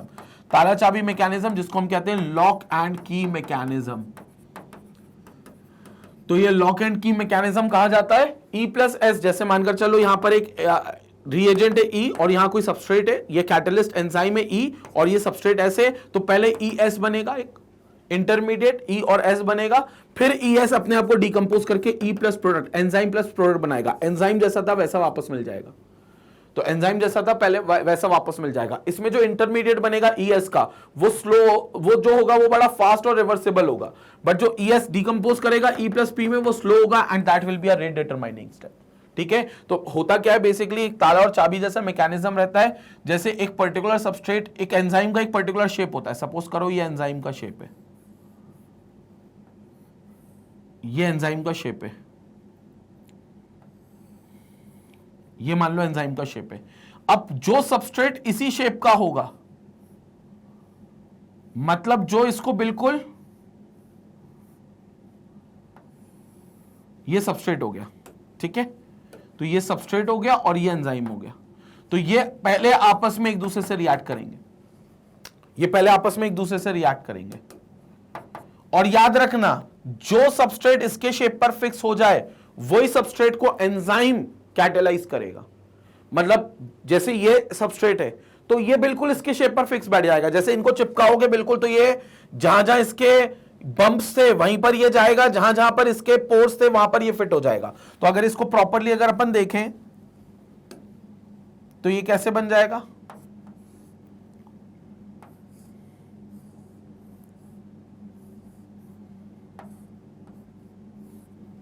ये चीज थी, इस पर ये पूरा सबस्ट्रेट बैठ गया, ये पूरा सबस्ट्रेट बैठ गया। तो this is substrate, this is enzyme. तो कहते हैं जिस चाबी के जो शेप्स हैं, जो भी उसके अंदर जो डिजाइन है बेसिकली वही प्रॉपर लॉक को ओपन कर सकते, क्योंकि लॉक के अंदर जो शेप में जो डिजाइन बैठ जाए, फिट बैठ जाए, वही चाबी उस ताले को खोल सकती है। Same enzyme is acting as a lock, substrate is acting as a key. तो कोई भी ताला किसी भी चाबी से नहीं खुलेगा, इट इज वेरी सिलेक्टिव। तो यहां पर अगर हम मान ले कि हमारा जो एंजाइम है वो एक ताला है, तो जो सबस्ट्रेट एक चाबी जिसके पास वैसी शेप होंगे जो एंजाइम के पास शेप होंगे, वही ताला खुल सकता है और कोई ताला नहीं खुल सकता। वैसा ही लॉक एंड की मैकेनिज्म यहां पर लगेगा। तो सेम मैकेनिज्म आपका यहां लगेगा, which is called as lock and key mechanism. Clear हो गया? Now then we have certain terms which is called as auto catalysis. Auto catalysis में क्या होगा कि एक ऐसी रिएक्शन जिसमें प्रोडक्ट जो बने, कई प्रोडक्ट बन सकते हैं, लेकिन उसमें से एक प्रोडक्ट जो होगा उस रिएक्शन के लिए कैटलिस्ट का काम करने लगेगा। मतलब पहले तो रिएक्शन स्लो चलेगी, क्योंकि जब तक वो प्रोडक्ट नहीं बनता तब तक रिएक्शन में कैटलिस्ट नहीं आएगा। जैसे ही वो प्रोडक्ट बन गया तो one of that product will going to act as a catalyst, जो बाद में रिएक्शन की रफ्तार को बढ़ाएगा। ऐसी रिएक्शन को या ऐसे कैटलिस्ट को हम ऑटो कैटालिसिस कहते हैं, ऑटो कैटलिस्ट कहते हैं, और उनके फिनोमेना को ऑटो कैटालिसिस कहते हैं। So is the phenomena in which one of the product from during the reactions act as catalyst for the reaction. For example KMnO4 plus oxalic acid plus H2SO4 में K2SO4 plus MnSO4 plus H2O plus CO2 बनेगा। अब इसमें Mn+2, यहां जो Mn+2 का आयन है, it act as an auto catalyst. तो ये ऑटो कैटालिस्ट की तरह एक्ट करता है। Now, induced catalysis is the type of catalysis one reaction influences the rate of their reaction which does rate of the other reaction which does not occur under ordinary condition. यहां पर reactions को couple कर देते हैं induced catalysis में। तो दो reactions होती है जिसमें एक reaction जो होती है वो दूसरी reaction के लिए catalyst का काम करती है, क्योंकि दूसरी reaction ordinary condition में नहीं होती है, लेकिन पहली reaction के साथ coupled अगर उसे कर दिया जाए तो पहली reaction जो होगी वो दूसरी reaction के लिए catalyst का काम करेगी। तो ये induced catalysis होगा। For example, the reduction of HgCl2 by oxalic acid is slow but becomes faster if reduction is made in a mixture of KMnO4 and HgCl2। तो HgCl2 का जो रिडक्शन है बाय ऑक्सैलिक एसिड बहुत slow होता है, लेकिन it can become fast if a mixture of KMnO4 and HgCl2 is added where both are reduce. जहां पर KMnO4 और HgCl2 दोनों रिड्यूस हो जाएगा इस मिक्सचर में। तो एक्चुअली KMnO4 का जो रिडक्शन होगा वो HgCl2 मर्क्यूरिक क्लोराइड के रिडक्शन का रेट को बढ़ा देगा। So reduction of KMnO4 thus induces the reduction of HgCl2। तो ये इंड्यूस्ड कैटालिसिस होगा। और यहां पर हमारे कंप्लीट होती है पूरी थ्योरी, पूरे कंसेप्ट्स। क्विकली हमने सारे कंसेप्ट्स देख लिए। अब आता है समय मोस्ट इंपॉर्टेंट क्वेश्चंस को डिस्कस करने का। तो एड्सॉर्प्शन और कैटालिसिस पर बेस्ड मोस्ट इंपॉर्टेंट क्वेश्चन को हम डिस्कस करेंगे। याद रखना, कोलॉइडल सॉल्यूशन हम अलग से पढ़ेंगे। जो कोलॉइडल स्टेट होती है वो क्या होती है, कैसे बनता है, कैसे फिल्ट्रेशन, कैसे प्रोसेसिंग होती है, सारी चीजें हम अलग से वीडियो में पढ़ेंगे। इस टॉपिक में, इस वीडियो में सिर्फ हमने सरफेस केमिस्ट्री के दो टॉपिक कवर किए, कैटालिस्ट और एड्सॉर्प्शन। ठीक है, तो अब डिस्कस करते हैं मोस्ट इंपॉर्टेंट क्वेश्चन। चलते हैं पहले क्वेश्चन की तरफ। पहला क्वेश्चन कहता है adsorption is a surface phenomena because. Adsorption इनमें से सरफेस फिनोमेना क्यों होता है? Adsorbent has large surface area, नहीं। एड्सॉर्बेंट का लार्ज सरफेस एरिया से उसका क्या लेना देना कि वो सरफेस फिनोमेना होता है? वो तो एक कैरेक्टरिस्टिक होता है कि अगर सरफेस एरिया ज्यादा होगा तो एक्सटेंट ऑफ एड्सॉर्प्शन भी ज्यादा होगा। Chemical compounds formed are not on the surface of adsorbent, ये तो बिल्कुल गलत है। केमिकल कंपाउंड्स तो वहीं बनते हैं सरफेस ऑफ एड्सॉर्बेंट पे। Only the surfaces of the adsorbent have unutilised valencies, बिल्कुल सही है। क्योंकि हमने कहा था ना कि जो सरफेस के मॉलिक्यूल्स होते हैं उनके पास अनबैलेंस्ड फोर्सेस होता है। तो वो अनबैलेंस्ड फोर्सेस मतलब अनयूटिलाइज्ड जो वैलेंसीज है वो उनके पास होगी, अनयूटिलाइज्ड वैलेंसीज। तो वहां पर वो क्या करेंगे, किसी भी मॉलिक्यूल को अपने ऊपर इजीली एब्जॉर्ब कर सकेंगे। तो किसी भी मॉलिक्यूल को अपने ऊपर एब्जॉर्ब कर सकते हैं। तो ये अनयूटिलाइज्ड वैलेंसीज ही इसलिए एब्जॉर्प्शन को सरफेस फिनोमेना बनाती है। नन ऑफ द अबव नहीं हो सकता। तो ये हमारा बिल्कुल करेक्ट आंसर है। स्क्रीनशॉट ले लें, फिर हम लोग नेक्स्ट क्वेश्चन की तरफ चलते हैं। स्क्रीनशॉट लेंगे इसका। Okay, now question number 2, second question पे चलते हैं यहां पर हम लोग। Which one of the following characteristic is not correct for physical adsorption? इनमें से फिजिकल एड्सॉर्प्शन को लेकर कौन सी बात सही नहीं है, कौन सी प्रॉपर्टी सही नहीं है? Adsorption on solid is reversible, physical adsorption तो रिवर्सिबल होता है, ये तो सही आंसर है। नॉट करेक्ट पता करना है, incorrect statement. Adsorption increases with increase in temperature, यही गलत है, बी ऑप्शन बिल्कुल गलत है। एड्सॉर्प्शन डजंट इंक्रीज, खासतौर से physical adsorption will not increase with increase in temperature, क्योंकि फिजिकल एड्सॉर्प्शन यानी कि physisorption weak van der Waals forces of attraction की वजह से डेवलप होता है। अगर आप टेम्परेचर बढ़ाओगे तो वो अट्रैक्टिव फोर्स खत्म हो जाएंगी, वो कट जाएंगी। तो मतलब जो एड्सॉर्बेट है वो रिलीज हो जाएगा एड्सॉर्बेंट के सरफेस से, तो एड्सॉर्प्शन कम हो जाएगा। तो इंक्रीज नहीं होगा, इंक्रीज इन टेम्परेचर, टेम्परेचर बढ़ाने से घट जाएगा। केमिकल एड्सॉर्प्शन शुरू में बढ़ेगा एक्सटेंट उसका इंक्रीज इन टेम्परेचर के साथ, लेकिन फर्दर इंक्रीज करोगे तो घटेगा। तो पहले बढ़ेगा उसका एक्सटेंट फिर घटेगा, लेकिन फिजिकल एड्सॉर्प्शन शुरू से ही कम होगा, तो इट विल नॉट इंक्रीज। ये इनकरेक्ट स्टेटमेंट है, हेंस आवर करेक्ट आंसर। हमें इनकरेक्ट स्टेटमेंट ही पता करना था, तो इसलिए ये हमारा करेक्ट आंसर हो गया। ठीक है, एड्सॉर्प्शन इज स्पॉन्टेनियस, वो तो होता ही है, इनकरेक्ट कोई है ही नहीं। Both enthalpy and entropy of adsorption are negative, ये तो बिल्कुल सही है, क्योंकि हीट निकलेगी और एंट्रोपी डेल्टा एच भी नेगेटिव होता है, डेल्टा एच और डेल्टा एस दोनों नेगेटिव होगा, तो डी ऑप्शन भी सही है। तो only incorrect statement is B, जो कि सेकंड क्वेश्चन का बी ऑप्शन करेक्ट है। स्क्रीनशॉट लेते हैं, फिर हम अगले क्वेश्चन पे चलते हैं।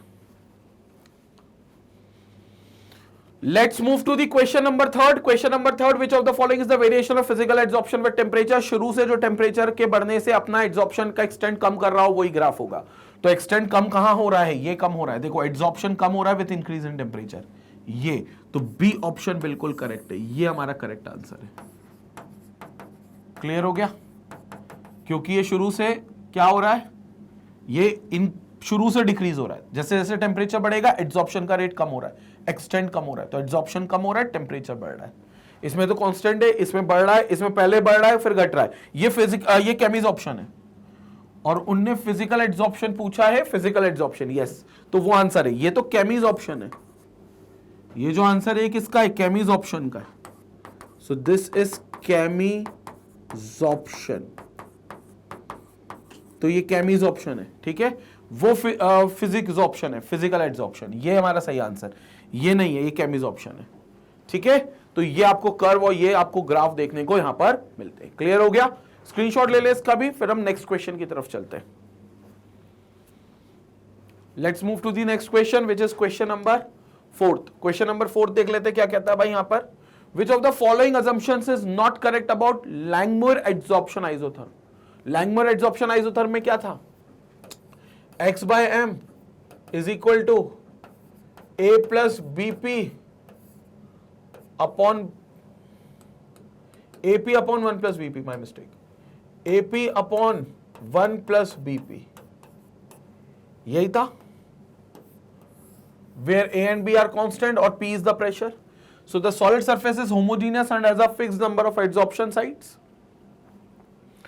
ये तो बिल्कुल करेक्ट है, सॉलिड सरफेस होमोजीनियस होते हैं and as a fix number of adsorption sites, fix number होती है एड्सॉर्प्शन साइट्स की।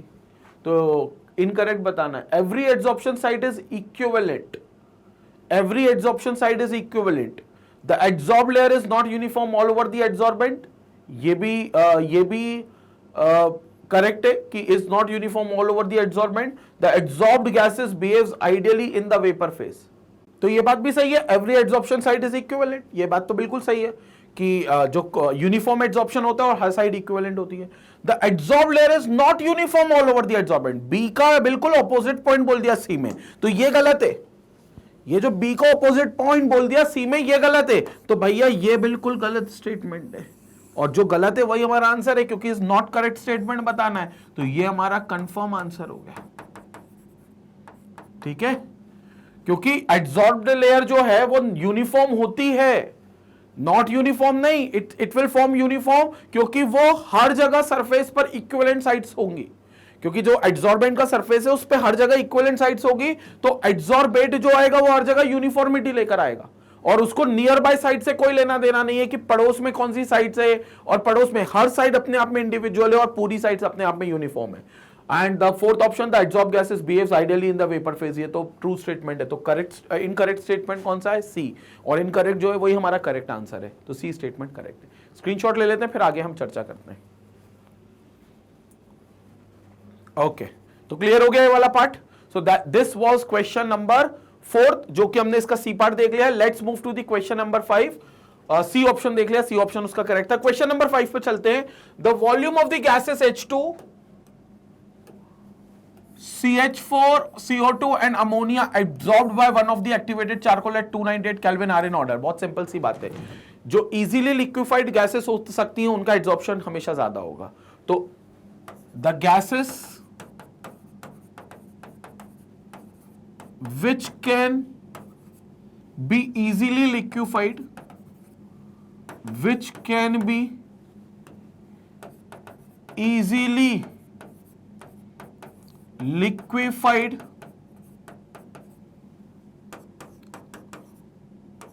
will have greater extent of adsorption, will have greater adsorption. और हमें कैसे पता चलेगा कौन सी क्या ज्यादा इजीली लिक्विफाइड हो सकती है? जिसका क्रिटिकल टेम्परेचर ज्यादा हो। तो हम ये कह सकते हैं एक्सटेंट ऑफ एड्सॉर्प्शन,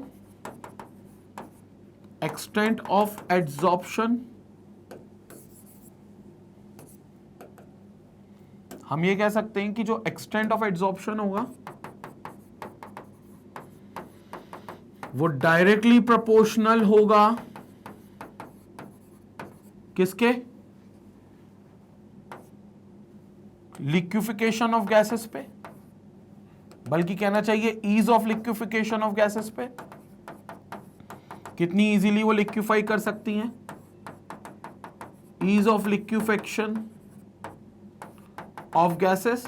और कौन सी गैस इजीली लिक्विफाइड कर सकती हैं? जिनका क्रिटिकल टेम्परेचर ज्यादा होगा, जिनका क्रिटिकल टेम्परेचर ज्यादा होगा। तो जिसका क्रिटिकल टेम्परेचर ज्यादा होगा वो इजीली लिक्विफाइड हो सकती है। तो क्रिटिकल टेम्परेचर हमें देखना है, तो किसका सबसे ज्यादा होगा? सबसे ज्यादा होता है अमोनिया का। तो अमोनिया का जो एड्सॉर्प्शन का एक्सटेंट है, वॉल्यूम सबसे ज्यादा होगा, क्योंकि वॉल्यूम ऑफ द गैसेस पूछ रहे हैं ना जो एड्सॉर्ब होंगी, तो एक्सटेंट ही पूछ रहे हैं एक तरीके से। तो वॉल्यूम ऑफ द गैसेस सबसे ज्यादा अमोनिया होगी, उसके बाद CH4 CO2 में CO2 होगी, it can also be liquefied. फिर मीथेन गैस होगी, और सबसे लीस्ट लिक्विफाइबल गैसेस हाइड्रोजन। तो दिस इज हाइड्रोजन, ये एक्सटेंट होगा। और जो एक्सटेंट इनके लिक्विफिकेशन का होगा वही एक्सटेंट ऑफ एड्सॉर्प्शन भी होगा। तो ये हमारा आंसर भी है NH3CO2 CH4। तो सी ऑप्शन बिल्कुल करेक्ट है, as per the option given option C बिल्कुल करेक्ट है। तो ये है हमारा ऑप्शन सी जो बिल्कुल करेक्ट स्टेटमेंट है। दिस इज ऑप्शन सी, ये हमारा करेक्ट आंसर है। क्लियर हो गया? So this is absolutely correct, option C. तो फिफ्थ क्वेश्चन का सी ऑप्शन जो है वो बिल्कुल करेक्ट है, बिल्कुल सटीक, बिल्कुल सही आंसर है। फिफ्थ क्वेश्चन का सी ऑप्शन बिल्कुल सही है। क्लियर हो गया? स्क्रीनशॉट लेते हैं, फिर हम आगे बात करते हैं। स्क्रीनशॉट लेंगे आप। ओके, तो यहां पर कंप्लीट होते हैं हमारे कौन से? हमारे सारे इंपॉर्टेंट क्वेश्चंस। अब हम देखते हैं प्रीवियस ईयर क्वेश्चंस इस टॉपिक से, जो पिछले कुछ सालों में आईआईटी में जो क्वेश्चंस आए, जिन कंसेप्ट पर क्वेश्चन आए, उन क्वेश्चन और उन कंसेप्ट्स को डिस्कस करते हैं। तो let's begin with the previous year question, जिसमें पहला क्वेश्चन हम लोग देखते हैं जेईई मेन 2015 का सवाल है। तो जेईई मेन 2015 का सवाल है, देख लेते हैं सवाल क्या है। According to Freundlich adsorption isotherm, which of the following is correct? x by m is directly proportional to p raised to the power 1 by n। c option correct है। x by m is directly proportional to p और x by m is directly proportional to p not. हाँ ठीक है, ये कहना चाहिए कि तीनों ही सही है बेसिकली, क्योंकि x by m is directly proportional to p not, ये भी सही है। पूछो ये क्यों सही है? क्योंकि अगर प्रेशर जो है स्टार्टिंग में लो प्रेशर के केस में, हाई प्रेशर के केस में, सॉरी हाई प्रेशर के केस में कहना चाहिए कि यहां पर x बाय एम कॉन्स्टेंट हो जाता है। x बाय एम जो होता है वो k कॉन्स्टेंट हो जाता है। कर्व अगर देखें, कर्व से हम सारी चीजें समझ लेते हैं। तो ये कर्व है आपका, this is x by M and this is pressure. ठीक है, तो क्या होगा? कर्व कैसा बनेगा? ऐसा बनेगा, ये कर्व बनेगा। ठीक है, तो यहां तक, यहां से यहां तक क्या होगा? x बाय एम जो होगा वो kp के बराबर होगा। यहां से यहां क्या होगा, x बाय एम जो होगा वो k p raise to the power 1 by n के बराबर होगा, और यहां से यहां क्या होगा, x बाय एम जो होगा वो k p raise to the power 0 होगा। तो बहुत हाई प्रेशर पर कांस्टेंट होगा, तो ये हाई प्रेशर पर फॉलो करेगा, ये लो प्रेशर पे फॉलो करेगा, लो प्रेशर पे फॉलो करेगा, क्योंकि यहां पर x बाय एम जो हो जाएगा वो kp हो जाएगा, और मॉडरेट प्रेशर पर p1 बाय n होगा। तो दिस इज मॉडरेट प्रेशर, बीच में जो प्रेशर होगा उस पर ये फॉलो करेगा। तो this is eight moderate pressure, जहां पर x बाय एम जो हो जाएगा वो क्या हो जाएगा, k p raise to the power 1 by n हो जाएगा। ठीक है, तो इस तरीके से तीनों ही चीजें सही है, बस प्रेशर की अलग अलग कंडीशंस पर तीनों चीजें एप्लीकेबल है, but the correct answer is all of these. तो ये बिल्कुल करेक्ट आंसर हो गया, that is all of these statements are absolutely correct. तो डी ऑप्शन बिल्कुल करेक्ट है। ठीक है, तो फ्रेंडलिक एड्सॉर्प्शन आइसोथर्म से ही ये क्वेश्चन होगा, और इस तरीके से क्वेश्चन बिल्कुल करेक्ट है। डी ऑप्शन बिल्कुल सही है, सारे स्टेटमेंट सही है, क्योंकि अलग अलग प्रेशर की कंडीशन पे। स्क्रीनशॉट ले लें, ये जेईई मेन 2015 का सवाल है, देख लो भाई, स्क्रीनशॉट ले लें। अब चलते हैं अगले क्वेश्चन की तरफ। Let's move to the second question. Match the catalyst to the correct processes. हमारे सामने कुछ कैटलिस्ट लिखे कॉलम ए में और कॉलम बी में प्रोसेसेस का नाम लिखा हुआ है, हमें मैच करना है कि कौन सा कैटलिस्ट किस प्रोसेस में इस्तेमाल होता है। TiCl3 की अगर हम बात करें तो ये जिगलर-नाटा कैटलिस्ट में इस्तेमाल होता है, जिगलर-नाटा कैटलिस्ट की तरह इस्तेमाल होता है जिगलर-नाटा पॉलीमराइजेशन में। तो ये हो गया हमारा A, तो A का हो गया 2, बेसिकली A का हो गया 2। ठीक है, PDCl2 जो होता है वो वैकर प्रोसेस में इस्तेमाल होता है, पैलेडियम डाइक्लोराइड वैकर प्रोसेस में इस्तेमाल होता है। तो B का हो गया 1, बेसिकली ये हो गया अपना B। ठीक है, कॉपर क्लोराइड और V2O5, देखो V2O5 वेनेडियम डाइऑक्साइड एक कॉन्टैक्ट प्रोसेस, सल्फ्यूरिक एसिड के मैन्युफैक्चरिंग में कॉन्टैक्ट प्रोसेस में इस्तेमाल होता है। तो ये हो गया हमारा D, कॉन्टैक्ट प्रोसेस में। Then CuCl2 will be used in Deacon's process, तो ये C डेकॉन्स प्रोसेस में इस्तेमाल होगा। तो ये हो गया हमारा C का 4th और D का 3, तो C का 4th हो गया और D का 3 हो गया, तो D का 3 हो गया। ये हमारा करेक्ट स्टेटमेंट है जो हमें मिलेगा। तो A का 2 हमारे पास दो ऑप्शन है, B और C, B का 1, C का 4 और D का 3। B ऑप्शन हमारा बिल्कुल करेक्ट है, as per the option given हमारा B ऑप्शन यहां से बिल्कुल करेक्ट स्टेटमेंट होगा। तो ये B ऑप्शन बिल्कुल करेक्ट है, this is our final answer. तो ये हमारा फाइनल आंसर हो गया B को लेकर। क्लियर हो गया? तो ये डिफरेंट केमिकल्स, डिफरेंट कैटलिस्ट आपको दिए थे और आपको प्रोसेस से मैच करना था किस प्रोसेस में वो कैटलिस्ट इस्तेमाल होता है।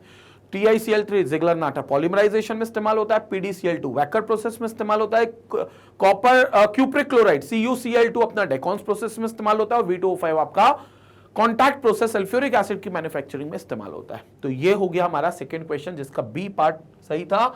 जेईई मेन 2015 का सवाल है, 2015 का सवाल है, स्क्रीनशॉट लेंगे। Let's move to another question, अगले क्वेश्चन पे चलते हैं अब, which is your third question. Third question क्या रहा है, जेईई मेन 2016 का सवाल है। थर्ड क्वेश्चन क्या रहा है, for a linear plot of log x by m versus log p in a Freundlich adsorption isotherm, which of the following statement is correct. k and n are constants. हमें बताना है कि कौन intercept है कौन स्लोप है, basically ये बताना है। लीनियर प्लॉट जो बनेगा log x by m और log p का, तो ये पहले तो बताते हैं कि बना कहां से। फ्रेंडलिक एड्सॉर्प्शन आइसोथर्म इक्वेशन क्या है, x by m equal to kp raise to the power 1 by n, taking log both sides.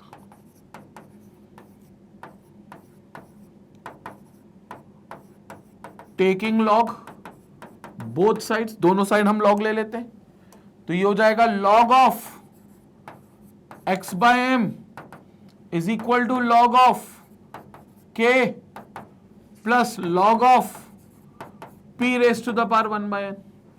So this implies log x by m is equal to log k plus 1 by n of log p. तो log x by m is equal to log k plus 1 by n times of log p. ये चीज आपकी हो गई, clear हो गया। तो ये आपकी लीनियर प्लॉट बन गया log x by m versus log p का। Compare it with straight line equation. अगर हम स्ट्रेट लाइन इक्वेशन से कंपेयर करें जो होती है y equal to m x plus C.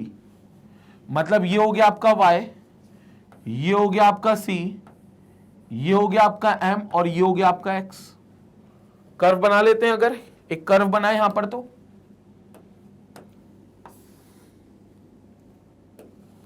Basically curve बनाते हैं यहां पर एक।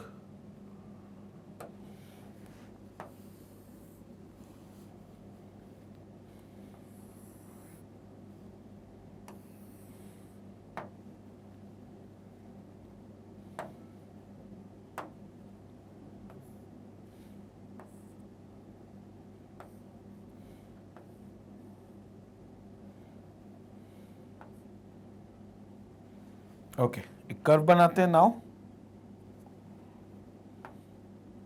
ठीक है, लेट्स ड्रॉ अनदर लाइन।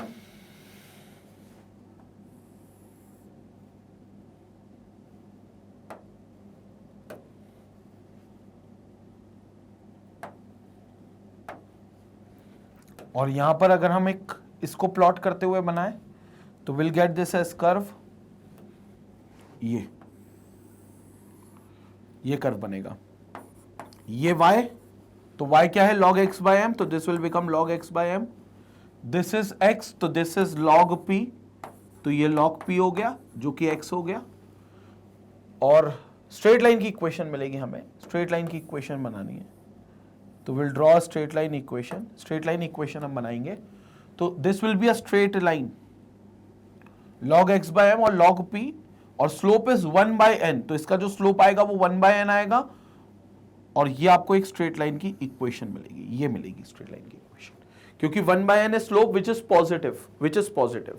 और इसमें जो y इंटरसेप्ट बनेगा वो बनेगा log k का, तो log k का y इंटरसेप्ट बनेगा, तो y इंटरसेप्ट पे it will going to cut, तो ये y इंटरसेप्ट हो गया सपोज, और ये आपका स्ट्रेट लाइन इक्वेशन हो गई जिसका एंगल एक्यूट एंगल होगा थीटा 90 डिग्री से कम होगा, तो ये वैल्यू हो गई आपकी log k की।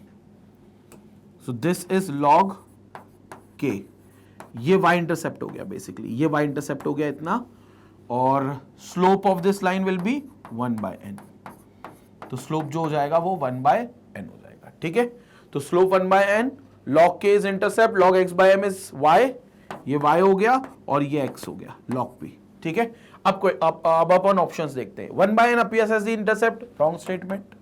Only 1 by n appears as the slope, only 1 by n appears as the slope, बिल्कुल सही statement. log 1 by n appears as the intercept, नहीं, log 1 by n नहीं हो सकता। both k and 1 by n appears in the slope, नहीं, दोनों slope नहीं हो सकते। ऑप्शन बी ही करेक्ट है सिर्फ, तो इसका बिल्कुल ऑप्शन बी हमारा 100% करेक्ट आंसर है। तो ये बिल्कुल बी ऑप्शन करेक्ट है, only 1 by n appears as the slope, क्योंकि स्लोप सिर्फ 1 by n है, सिर्फ स्लोप जो है वो 1 by n है, तो slope is exactly 1 by n जो आपको देखने को मिलेगा। क्लियर हो गया? सो थर्ड क्वेश्चन का सेकंड ऑप्शन बिल्कुल सही है, जेईई मेन 2016 का सवाल है ये।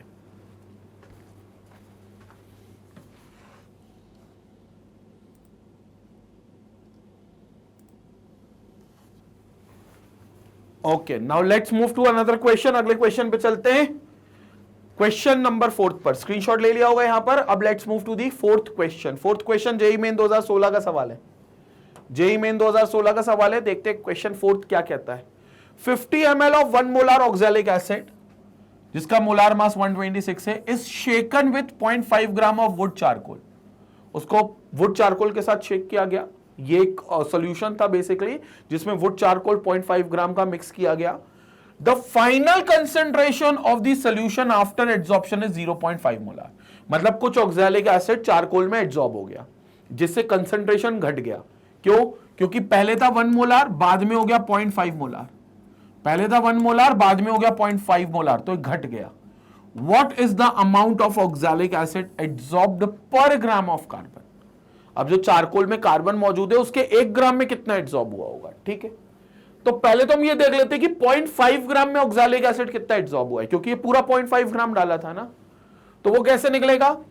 पहले हम लोग निकाल लेते हैं कि पहले कितना मास था और बाद में कितना मास है। So moles of oxalic acid initially, moles of oxalic acid initially कितने होंगे? मोल्स कितने होंगे 50 ml और 1 मोलार एसिटिक एसिड सोल्यूशन है, तो मोलारिटी इंटू वॉल्यूम कर लेते हैं। तो मोलारिटी इज 1 इंटू 50 इंटू 50, तो दैट इज इक्वल टू 50। पहले 50 थे मोल्स ऑक्सैलिक एसिड के इनिशियली, so mass of oxalic acid कितना आ जाएगा, मास निकाल लेते हैं। तो mass of oxalic acid will be equal to, and these will be millimoles not moles, क्योंकि वॉल्यूम इज इन ml, तो दीज विल बी मिलीमोल्स। तो you can convert this into moles. तो मोल्स में कैसे कन्वर्ट होंगे ये, 50 into 10 raised to the power minus 3 moles. It will become 50 into 10 raised to the power minus 3 moles. ठीक है।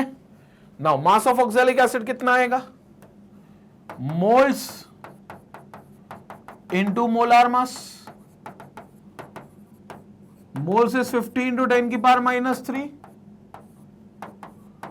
into what is molar mass, 126. So this will be 126. So we'll multiply this 50 into 126, 126 into 50 will be 6300. So this is 6300 into 10 की power minus 3. So this will become 6.3 ग्राम।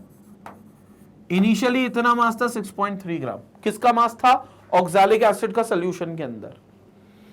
बाद का देख लेते हैं। Now millimoles of oxalic acid after adding charcoal, after adding charcoal, बाद में charcoal को add करने पर कितना मास बचा है, कितने मोल मिलीमोल्स बचे हैं वो देख लेते हैं।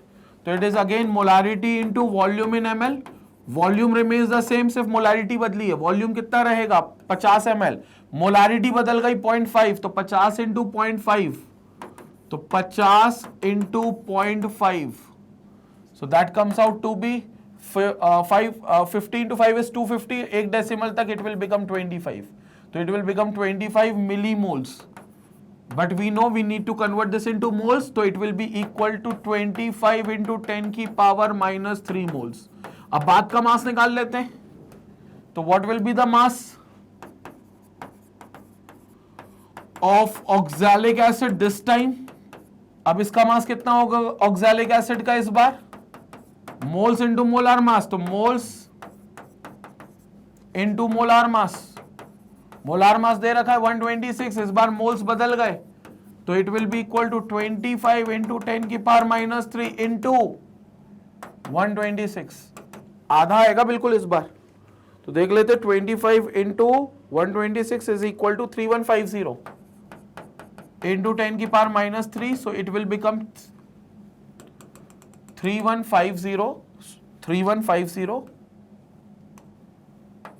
इंटू 10 की पावर माइनस 3 इंटू 10 की पावर minus 3, so this will become 3.1 gram, 3.1 gram. तो पहले कितना मास था 6.3, बाद में कितना हो गया 3.15 ग्राम। तो कितना मास चारकोल ने एब्जॉर्ब कर लिया होगा, जितना मास का डिफरेंस आया उतना ही चारकोल ने मास एब्जॉर्ब कर लिया होगा। तो mass of oxalic acid, mass of oxalic acid adsorb by कितने ग्राम चारकोल ने वो एब्जॉर्ब किया होगा 0.5 ग्राम, क्योंकि उन्हें 0.5 ग्राम चारकोल वुड चारकोल मिलाया है।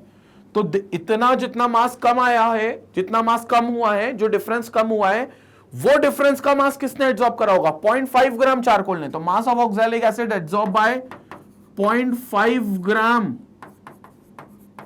Charcoal will be equal to कितना हो जाएगा, initial mass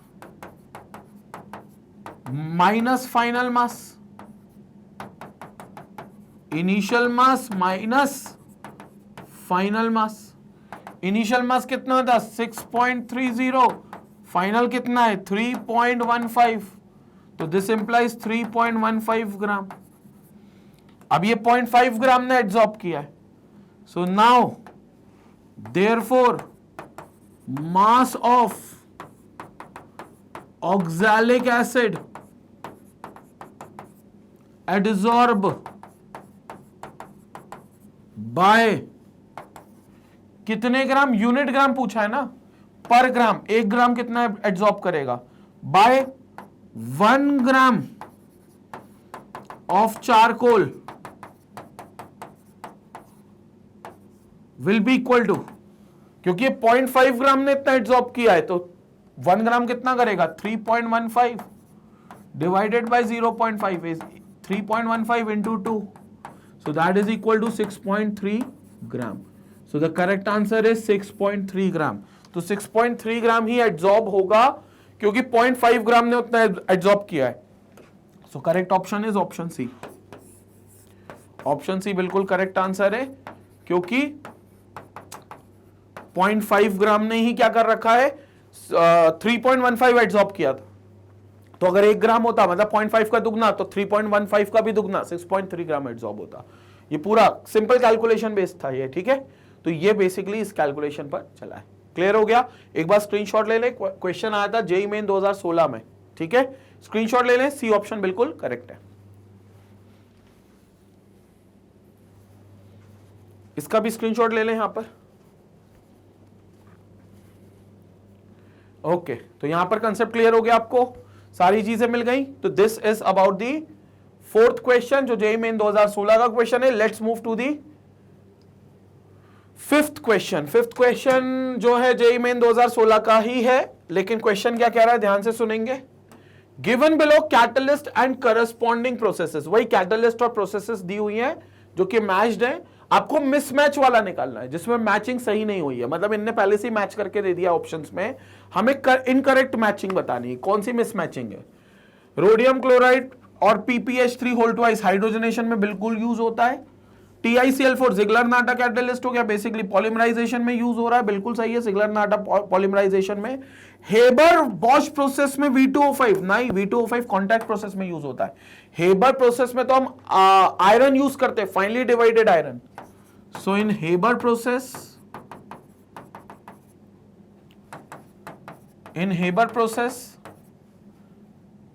for manufacturing of ammonia, for manufacturing of NH3, finely divided iron Fe is used as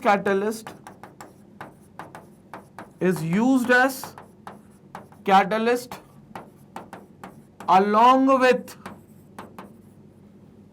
molybdenum as promoter.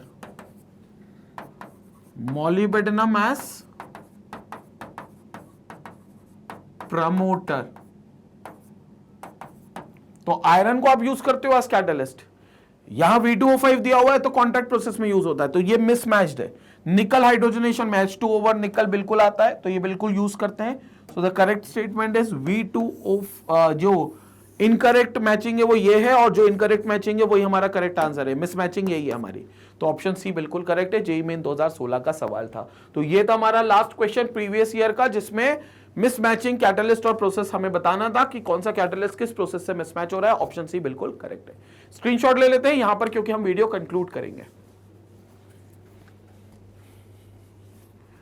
तो यहां पर पूरे तरीके से कंप्लीट हो गया हमारा डे 15 का टॉपिक, जो कि कैटालिसिस और एड्सॉर्प्शन पर था, जिसमें हमने सारी डिटेल्स देखी है, क्विक समरी देखी है, followed by important questions and then followed by previous year questions. Concept अगर हम बात करें तो याद रखना, कैटालिस्ट में आपको एंजाइम, प्रमोटर, इनहिबिटर्स, इन सबको बारे में पढ़ना है क्योंकि इन सब पर जरूर सवाल आता है जेईई मेंस में. इसके अलावा अगर हम एड्सॉर्प्शन टेक्निक की बात करें तो लैंगमुर एड्सॉर्प्शन आइसोथर्म और फ्रेंडलिक एड्सॉर्प्शन आइसोथर्म, दोनों के कर्व, दोनों के ग्राफ आपको पता होने चाहिए और दोनों के लीनियर प्लॉट्स भी आपको पता होने चाहिए. ये बहुत इंपॉर्टेंट टॉपिक था. अब अगले टॉपिक में हम लोग बात करेंगे कोलॉइडल सॉल्यूशंस की, कोलॉइडल स्टेट्स की. तो अगले वीडियो में हम लोग मिलेंगे. लेकिन अगर आप कोई यूट्यूब पर मिस आउट कर रहे हो कोई लेक्चर, तो सबसे बेहतर तरीका आप magnetbase.com की वेबसाइट पर आकर सारे लेक्चर्स की proper playlist, proper topic wise, proper sequence wise आप सारे लेक्चर्स पढ़ सकते हो, वो भी बिल्कुल फ्री ऑफ कॉस्ट. मतलब ऐसा नहीं है कि यहां पर आपको बुला रहे हैं तो कोई पेमेंट देना है, कोई सब्सक्रिप्शन बाय करना है, कोई पैकेज खरीदना है, कोई कोड लगाना है, कुछ नहीं। 100% फ्री एजुकेशन है। तरीका बहुत आसान है। आप magnetbase.com पर जाओगे, आपको आईआईटी जेई सेगमेंट में जाना है, आपको रेगुलर आईआईटी के लेक्चर्स मिलेंगे, रेगुलर आईआईटी के साथ आपको क्रैश कोर्स का लेक्चर दिखेगा। क्रैश कोर्स पर जैसे आप क्लिक करोगे सारे सब्जेक्ट्स के क्रैश कोर्स दिखेंगे, फिजिक्स के, केमिस्ट्री के, मैथ्स के। बगल में प्लस का बटन दिखेगा, जैसे ही प्लस का बटन आप करोगे एक ड्रॉप डाउन लिस्ट आ जाएगी, पूरे टॉपिक वाइज सीक्वेंस में लिखे होंगे, डे 1, डे 2, डे 3, डे 4, पूरे 40 दिन का प्लानर आपको दिया जाएगा। तो वो वहां पर आप जाकर सारे लेक्चर्स को देख सकते हो एक एक करके। जैसे किसी लेक्चर पे क्लिक करोगे, buffer free video, high quality का वीडियो स्ट्रीम होगा, बिल्कुल हाई क्वालिटी का वीडियो स्ट्रीम होगा। इसके अलावा आपको YouTube चैनल पर सारी चीजें ऑलरेडी मिल रही हैं। रेगुलर जेई के कोर्सेज, रेगुलर नीट के कोर्सेज मिल रहे हैं, साथ में DPPs, most important questions, previous questions, ये सब आपको प्रीवियस ईयर क्वेश्चंस की शीट, इंपॉर्टेंट क्वेश्चन की शीट, डेली प्रैक्टिस प्रॉब्लम्स की शीट, ये सब आपको मिलता है मैग्नेट बेस पर भी, वेबसाइट पर भी, और मैग्नेट बेस आईआईटी जेई और नीट के चैनल पे भी। तो जितने तुम्हारे फ्रेंड्स हो, जितने रिलेटिव्स हो जो ऐसे चैनल की तलाश में हो जहां पर रेगुलर वीडियोस मिलना चाहिए, जहां पर क्वालिटी कंटेंट मिलना चाहिए, जहां कंसिस्टेंट और क्वालिटी वर्क होना चाहिए, तो उन सबके साथ इस चैनल का लिंक शेयर करो, खुद भी सब्सक्राइब करें और चैनल का लिंक उन लोगों तक भी पहुंचाएं। तो वीडियो पसंद आई तो लाइक जरूर करें। मिलते हैं अपने अगले वीडियो में बहुत जल्दी। तब तक अपना ख्याल रखें, मैग्नेट ब्रेन्स के साथ अपनी तैयारी जारी रखें। Stay connected, stay educated. Thank you.